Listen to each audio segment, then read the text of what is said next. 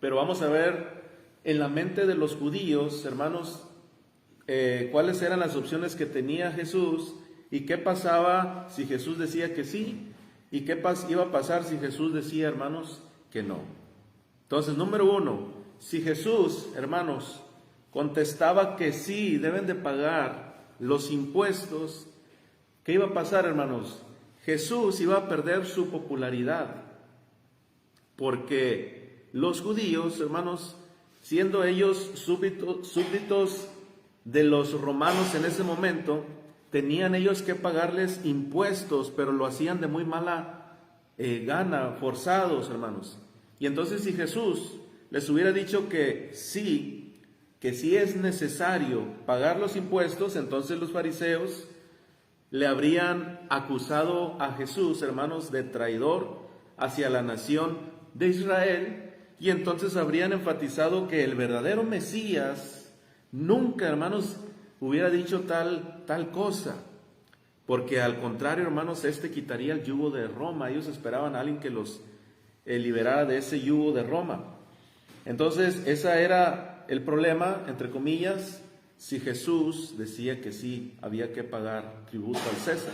Pero número dos, hermanos, si Jesús hubiese contestado que no deben de pagar los impuestos, entonces los herodianos, hermanos, habrían ido directamente a Pilato con estas noticias, con estas palabras, y habrían entonces enviado soldados de una vez para prender a nuestro Señor Jesucristo, y lo hubiesen acusado de sedicioso, de alborotador, por decir que no se le debía de pagar tributo al César. Entonces los fariseos, hermanos, creían en su mente, en su imaginación, que cualquier respuesta, hermanos, que nuestro Señor Jesús diera, le iba a ser muy problemática, cualquiera de las dos, sea con los judíos o con los romanos. Una de los dos, dijeron ellos, cualquier cosa que él conteste se va a meter en un problemón con nosotros o con los romanos. Esto era el plan, hermanos, era la idea que ellos deseaban, los judíos. Para ellos no había otra alternativa, hermanos. Querían poner al Señor Jesús otra vez en jaque. Creían que podían hacer eso, hermanos, pintarlo como un rebelde para los romanos. Pero ahora sí vamos a ver, hermanos, que sí había otra alternativa y Jesús se las va a decir. Vamos a ver ahora la respuesta en el versículo 18. Pero Jesús, dice, hermanos, conociendo la malicia de ellos, les dijo: ¿por qué me tentáis, hipócritas? Fíjense, hermanos, Jesús mostró en esta oportunidad exactamente lo que significa ser solamente, hermanos, como Él lo dijo más en un momento, sencillos como palomas, mansos como palomas, pero astutos, ¿verdad? Como serpientes. Porque estaba dispuesto a contestar, hermanos, esta pregunta, esta interrogante que era muy importante. Y bueno, muchos judíos sinceros querían saber la respuesta, hermanos, pero antes de contestarla, hermanos, era necesario primeramente que nada exponer la hipocresía, hermanos, la malicia de estos hermanos fariseos, o sea, su fingida admiración, hermanos. Recuerden que ellos cómo se expresan: maestro, sabemos que tú eres amante de la verdad. Era pura hipocresía, mis amados hermanos, y Jesús quería primero exponer eso de ellos, esa fingida admiración de Jesús, hacia Jesús, que era pura hipocresía, hermanos, fingida. Esa lealtad también fingida hacia el César, también era hipocresía. Hermanos, Jesús en diferentes ocasiones demostró su omnisciencia, o sea, que Él todo lo sabe, hermanos, al manifestar que Él sabía los pensamientos de la gente. Les dijo así: ¿por qué hacen esto? Y por eso, hermanos, estaban sin excusa estos que llegaron a Jesús fingiendo pues esa piedad, hermanos, y proponiendo pues esta pregunta capciosa, hermanos, con veneno, con malicia. Y fíjense, hermanos, ¿qué hace nuestro Señor Jesús en el 19? Dice, ¿qué le dijo, hermanos? Mostradme la moneda del tributo. Y ellos, dice, le presentaron un denario. Fíjense, hermanos, ojo aquí, la moneda romana, hermanos, de plata, con la cual se pagaba el impuesto romano era esta, hermanos. Y les dice Jesús, denmela, ¿verdad? ¿Para qué, hermanos? Bueno, muy sencillo. Para que ellos se fijaran en ella, para que ellos la vieran, hermanos, porque esa misma moneda, ahí, hermanos, estaba la respuesta. Llevaba prueba irrefutable, hermanos, de lo que Jesús iba a decir. Fíjense, hermanos, la gran sabiduría de nuestro Señor Jesucristo. Inteligente, ¿verdad? Y no entendemos cómo estos judíos no entendían de ser humillados por Él. Y Jesús, hermanos, el perfecto maestro, hermanos, otra vez les dio pues una paliza, les dio una lección a estos judíos. Vamos a ver, hermanos, en el versículo 20 y 21. Entonces les dijo, ¿de quién es esta imagen? Y la inscripción. Ojo, hermanos, había una imagen y algo escrito.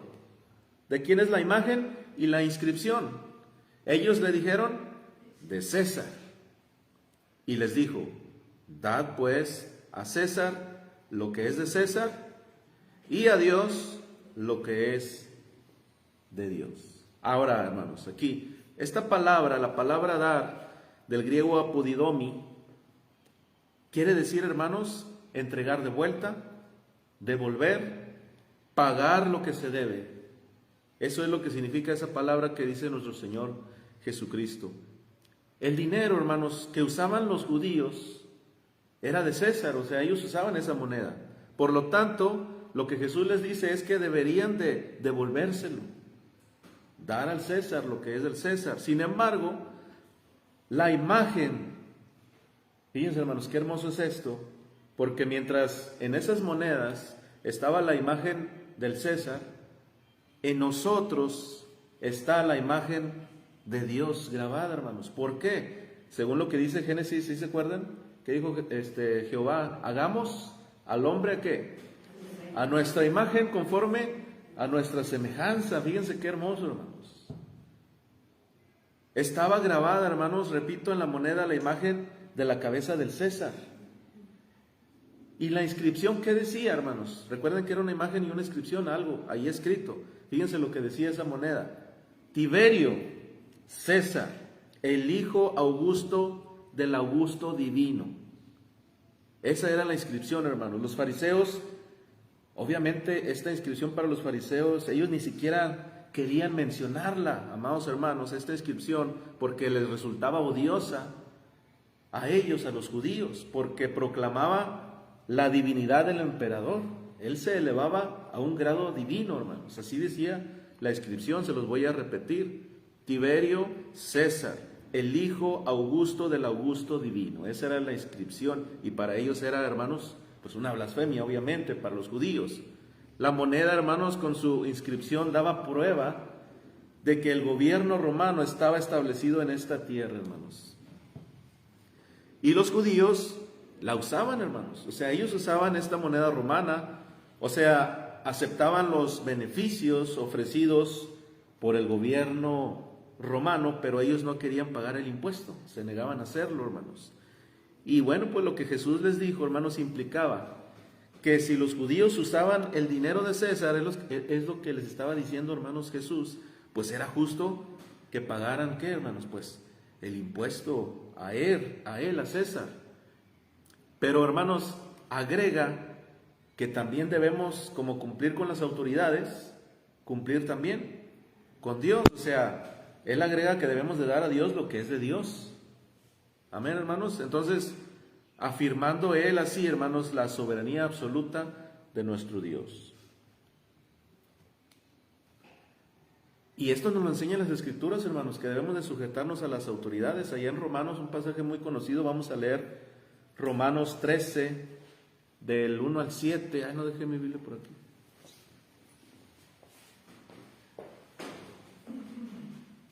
Romanos 13, del 1 al 7.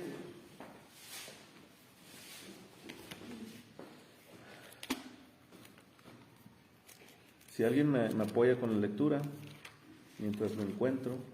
Sométase toda hay autoridad sino de parte de Dios, y las que hay por Dios han sido establecidas.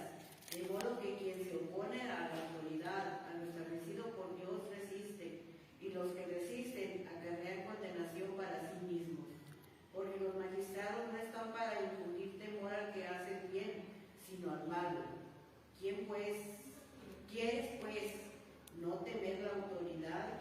Haz lo bueno y tendrás alabanza de ella, porque es servidor de Dios para tu bien. Pero si haces lo malo, teme, porque no en vano lleva la espada, pues es servidor de Dios, vengador para castigar a quien hace lo malo.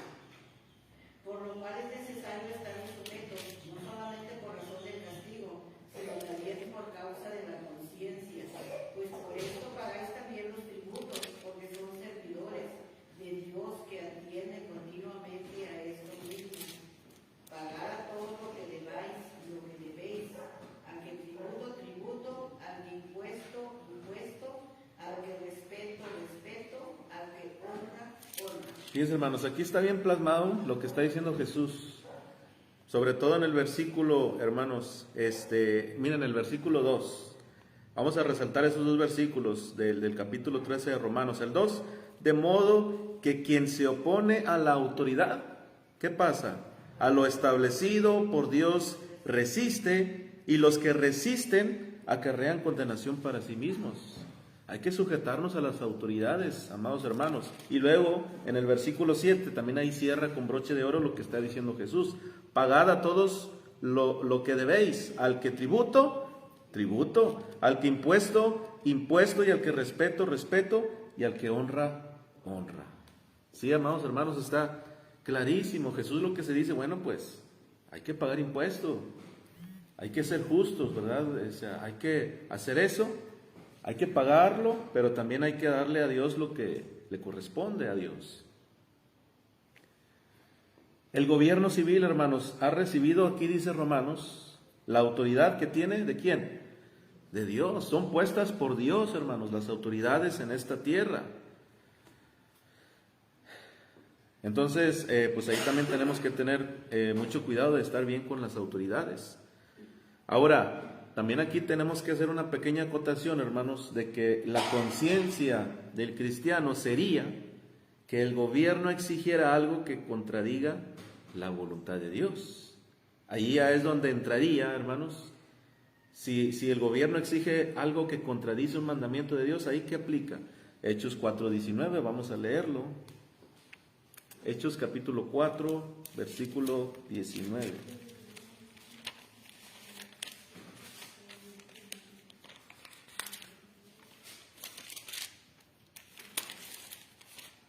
Mas Pedro y Juan respondieron diciéndoles: juzgad si es justo delante de Dios obedecer a vosotros antes que a Dios. Ahí está, hermanos.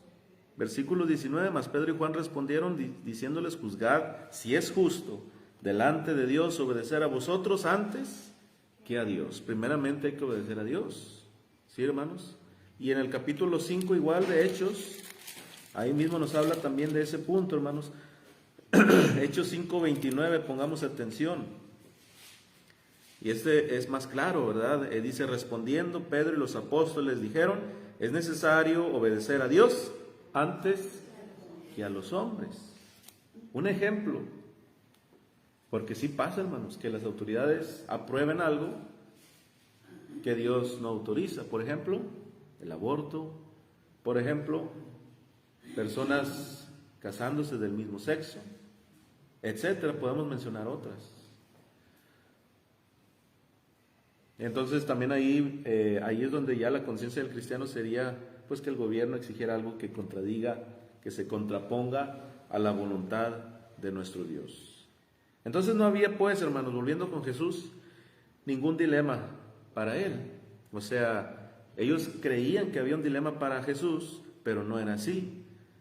Y la primera parte de su respuesta, hermanos, agradó, dice, a los herodianos, y la última parte de su respuesta agradó a los judíos. En el versículo 22 dice: oyendo esto, se maravillaron. ¿Sí dice, hermanos? Recuerden que no hay que perder Mateo 22, versículo 22. Oyendo esto, se maravillaron, y dejándole, pues se fueron, ¿verdad? Patitas, ¿para qué las quiero? Aquí este hombre es muy sabio, vámonos. Entonces se maravillaron de que Jesús descifrara o descubriera, ¿verdad? Inmediatamente la trampa, hermanos, de los judíos. De que, hermanos, escapara tan fácilmente del supuesto dilema propuesto pues por ellos, de que no promoviera pues la revolución. No promovió ni la revolución con los romanos, aunque pues él mismo pensaba establecer su reino, ¿verdad? Jesús, y de que él no fuera también afectado por pues el alboroto, ¿verdad? Ahí de los judíos. Seguramente, hermanos, en ese momento se acabó la esperanza, ¿verdad?, de muchos judíos de que Cristo fuera ese Mesías que ellos esperaban militar. Ellos lo anhelaban, ¿verdad? Alguien que hiciera una revolución contra los romanos y los liberara de ese yugo. Ahí perdieron esas esperanzas, porque dijo Jesús: mi reino no es de este mundo. Ellos esperaban un reino, hermanos, que terrenal, ¿sí? Pero no fue así. Versículo 23 de Mateo 22. Aquel día, dice, hermanos, vinieron a él los saduceos, que dicen que no hay resurrección. Fíjense, hermanos, aquí bien interesante.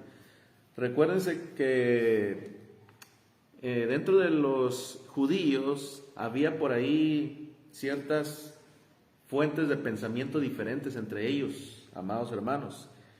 Había los escribas y los saduceos y pensaban diferente. Miren, vamos a ver un poquito acerca de esto. Ahí en Hechos 23:8 nos habla precisamente de este dato. En Hechos 23:8. Hechos 23:8.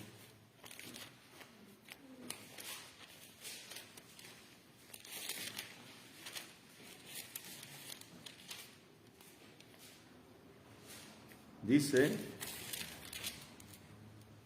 porque Hechos 23:8, porque los saduceos dicen que no hay resurrección, ni ángel, ni espíritu, pero los fariseos afirman estas cosas.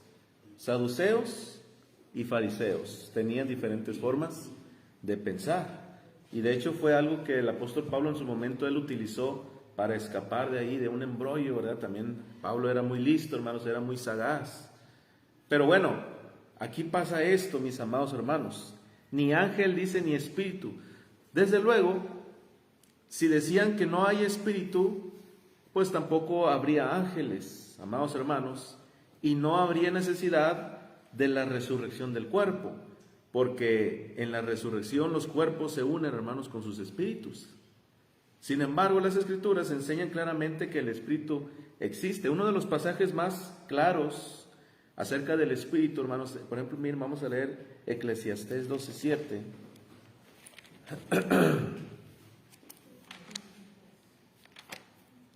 Eclesiastés 12:7.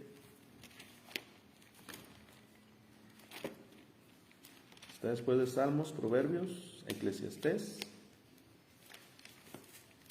12:7.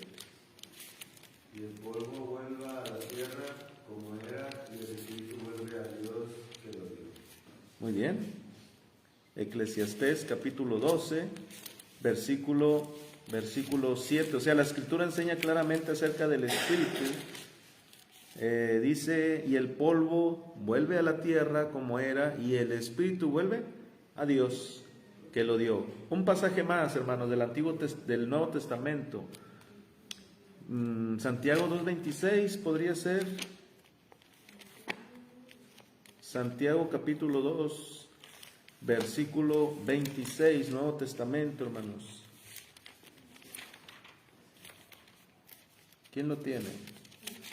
Santiago 2:26.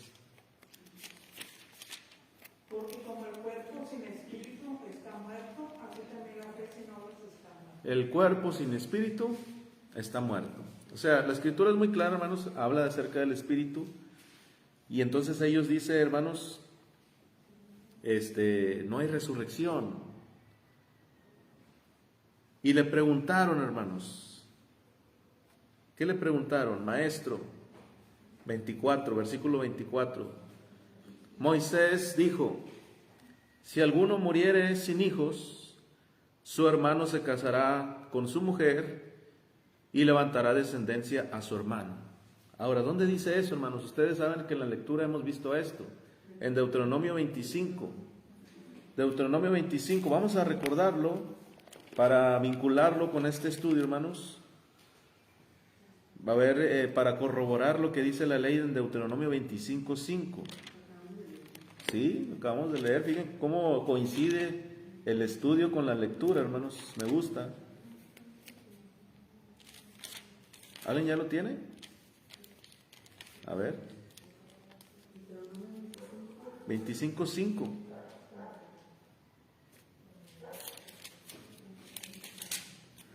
Cuando hermanos habitaren juntos, si muriere alguno de ellos y no tuviere hijo, la mujer del muerto no se casará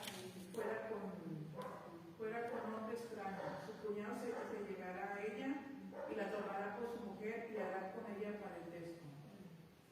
Muy bien, o sea, hasta aquí estamos perfectos. Lo que ellos decían era algo de la ley. Muy bien. Entonces, con esta premisa, dicen ellos, bueno, en el versículo 25 de Mateo 22, hubo pues entre nosotros 7 hermanos, dicen ellos. El primero se casó y murió, y no teniendo descendencia, dejó su mujer a su hermano. Versículo 26, de la misma manera también el segundo y el tercero, hasta el séptimo. Versículo 27, y después de todos, murió también la mujer. Versículo 28, en la resurrección, pues, ¿de cuál de los 7 será ella mujer? Ya que todos, pues, la tuvieron.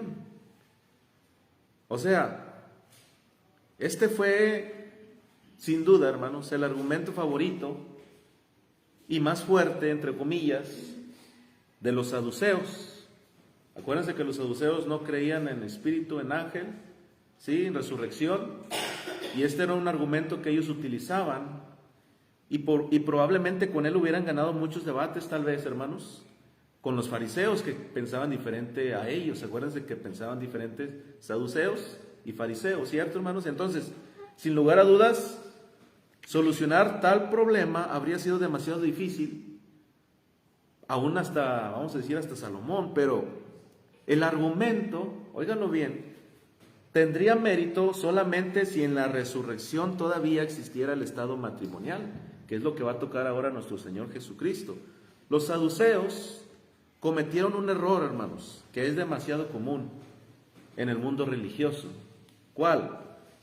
De sacar una deducción, hermanos, o una conclusión errónea de cierto texto bíblico. Ellos estaban malinterpretando Deuteronomio 25. Ellos torcieron las escrituras al concluir que esta ley de Deuteronomio 25:5 de alguna forma, hermanos, iba a afectar a los que resuciten de entre los muertos. Ellos pensaban que en esa condición pues se iban a dar esto. Pero fíjense la respuesta en el 29, hermanos, lo que le responde Jesús. Entonces respondiendo Jesús les dijo: erráis, están mal, ignoran las escrituras, ignoran también, ¿qué, hermanos?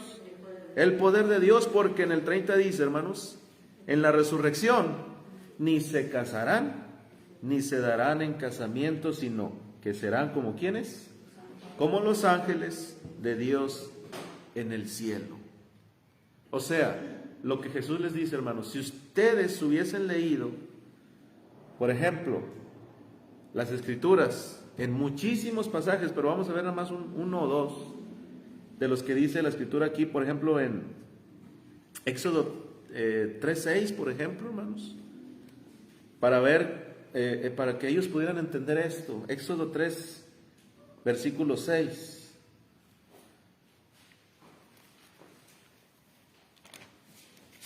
Éxodo capítulo 3, versículo 6.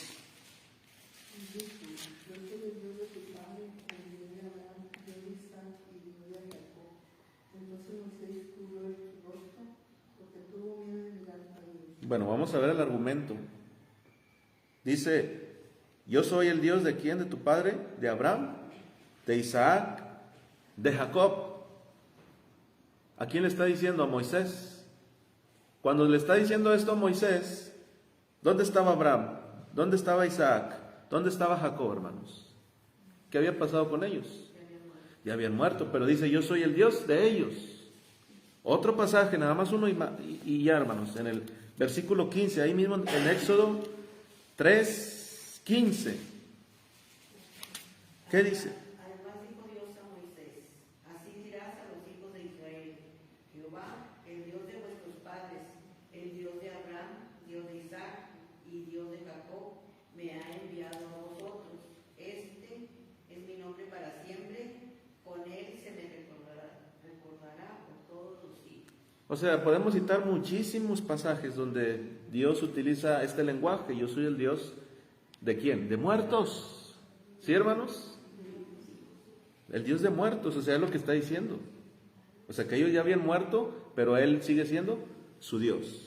Entonces, habrían aprendido ellos que Abraham, Isaac, Jacob aún viven. ¿Sí, hermanos? ¿O qué enseña la escritura de los muertos? ¿Viven o no? ¿Están conscientes o no? ¿Qué nos enseña allá aquella enseñanza, hermanos, de Lucas, del rico, de Lázaro? ¿Qué nos enseña? Que están conscientes, que están vivos, ¿cierto, hermanos?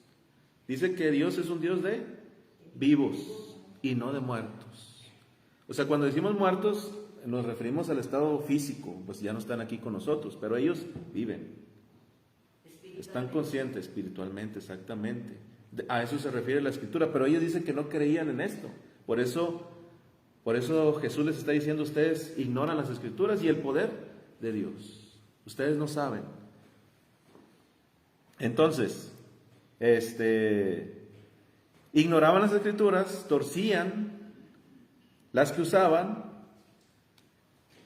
y Deuteronomio 25:5 ellos lo citan, y obligaba a los israelitas a perpetuar las familias de cada tribu. Entonces Dios no quería, hermanos, que desapareciera el nombre, o sea, el linaje de ninguna israelita. Por eso les dijo eso en Deuteronomio 25:5. Pero no había nada de esa ley, hermanos, que enseñara o implicara que habría matrimonio después de ¿qué? De la muerte. Ahí no habla después de la muerte, porque la vida eterna significa precisamente eso, hermanos. La vida eterna, ¿qué significa? Que vamos a vivir eternamente, es decir, que no habrá ¿qué? Muerte, ya no habrá muerte. En esta vida el matrimonio, hermanos, es necesario porque los hombres mueren. Y es necesaria la procreación para reemplazar a los que murieron aquí físicamente. Pero en la resurrección, dice Jesús, ni se casarán ni se darán en casamiento, sino que serán como los ángeles de Dios en el cielo. Los saduceos mostraban su ignorancia de las escrituras cuando enseñaban, hermanos, que si hubiera resurrección, las relaciones humanas tendrían que continuar, hermanos, como aquí en la tierra. Es lo que ellos estaban deduciendo. Es cierto, hermanos, que Jesús aclara bien esta cuestión, pero las escrituras del Antiguo Testamento no enseñaban esa doctrina, esa enseñanza, solamente aquí en la tierra. Los saduceos mostraban esa ignorancia, pues, hermanos, porque introducen una premisa falsa. ¿Sí, hermanos? Una que es absolutamente ajena a Moisés. Es decir, que en el otro mundo las mismas condiciones prevalecen. Es lo que estaban diciendo ellos. Ahora, los mormones creen algo así, hermanos. Ya hablaremos un poquito, pero ellos creen algo como estos hombres que estamos comentando. Miren, El bautismo por los muertos. exactamente, ellos enseñan también el matrimonio celestial, si no lo sabían, hermanos. O sea, practican matrimonios de templo para tiempo y eternidad, dicen ellos. Son saduceos modernos, amados hermanos. Los testigos de Jehová también, y qué se diga, hermanos, porque niegan la existencia del Espíritu, ellos no creen en esto. Los mormones enseñan que la relación matrimonial, hermanos, continúa en la vida eterna. Los mormones, ¿dónde lo dicen? Hay un libro que se llama Doctrinas y Convenios, sección 132, y también hay un libro que se llama en inglés Mormonismo, Shadow o Reality, no sé si lo mencioné bien, pero así se llama, hermanos. Página 455 y 475 sobre las ceremonias del templo. Entonces, pues grave error. Dice Jesús, ignoran las escrituras, las tuercen. No habrá matrimonio, hermanos. ¿Por qué ustedes creen que ya no habrá matrimonio? ¿Por qué, hermanos? Ya no habrá matrimonio, ¿sí? Porque dice que ya no habrá necesidad. Exactamente, o sea, ya seremos como los ángeles de Dios. Para adorar a Dios eternamente. Eternamente, así es.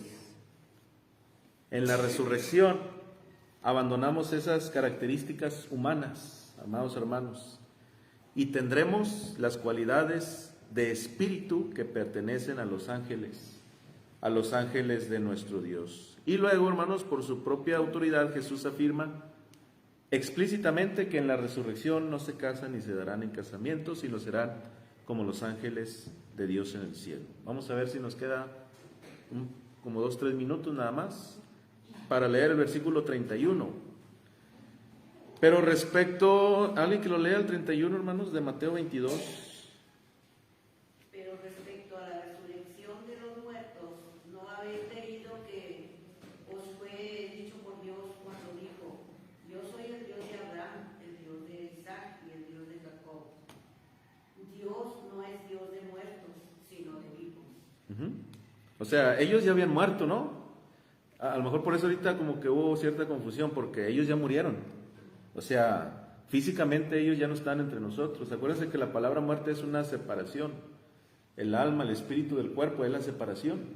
Dice la escritura, lo acabamos de leer, ¿sí? Que el cuerpo vuelve al polvo y el espíritu con Dios. Sí, esa es la muerte física, esa separación del espíritu, del alma, del cuerpo. Pero después de la muerte, acuérdense lo que pasó con el rico, con Lázaro, ellos estaban conscientes, ¿sí? O sea, físicamente muertos, pero vivos espiritualmente. Por eso dice aquí está diciendo, o sea, ¿no habéis leído que fue dicho por Dios, yo soy el Dios de Abraham, Isaac y Jacob, que ya están muertos aquí? Entre nosotros no, pero dice Dios no es Dios de muertos, sino de vivos. Ellos viven. Si los patriarcas viven, entonces hay vida después de la muerte.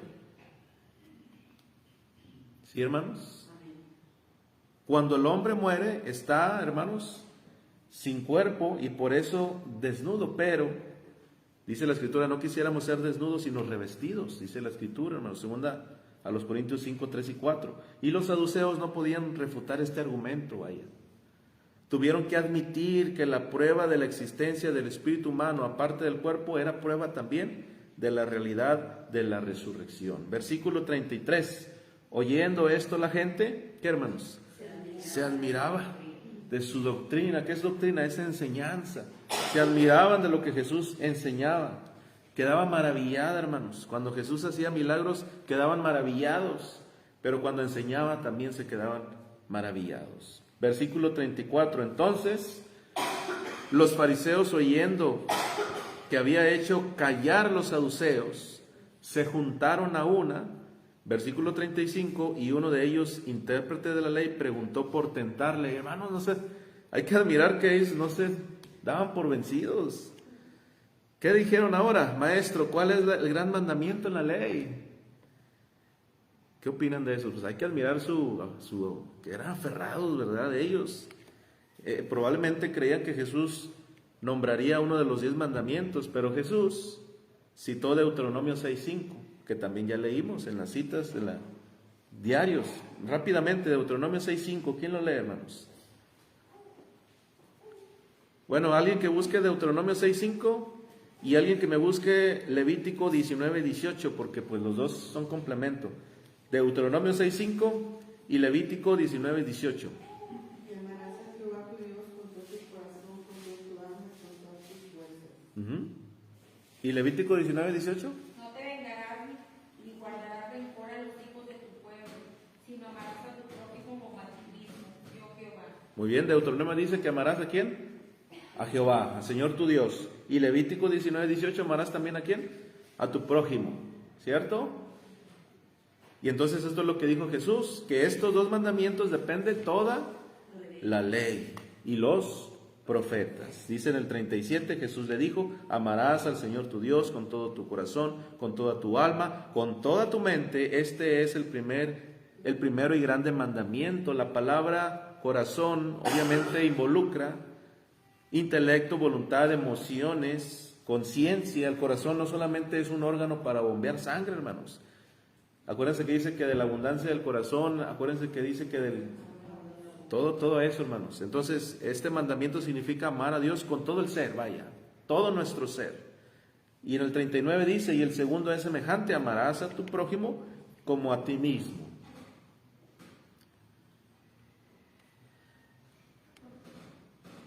Hermanos, los judíos, el significado prójimo era muy limitado.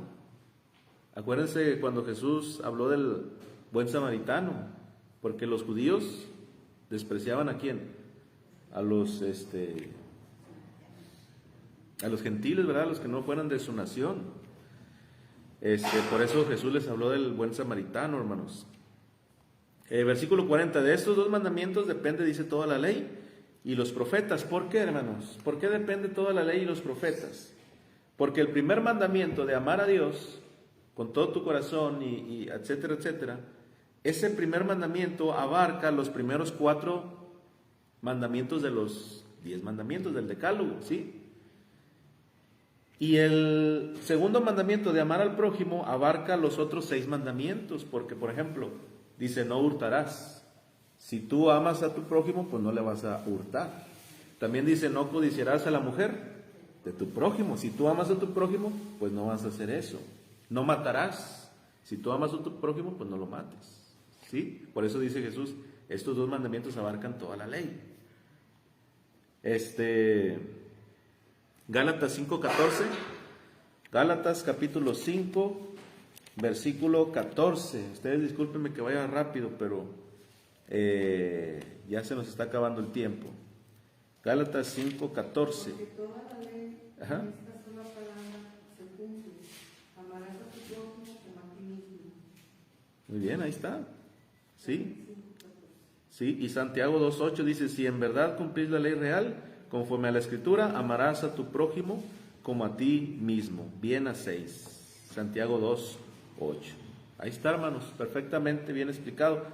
Luego ya en el versículo 41 de Mateo 22, y estando juntos los fariseos, Jesús les preguntó, diciendo, ¿qué pensáis del Cristo?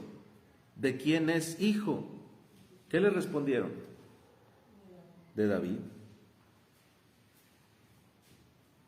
Hermanos, Jesús ya había confundido en otra ocasión a los fariseos, a los saduceos, y ahora él mismo tomó la ofensiva a Jesús, haciéndoles una pregunta que no se atreverían a contestar.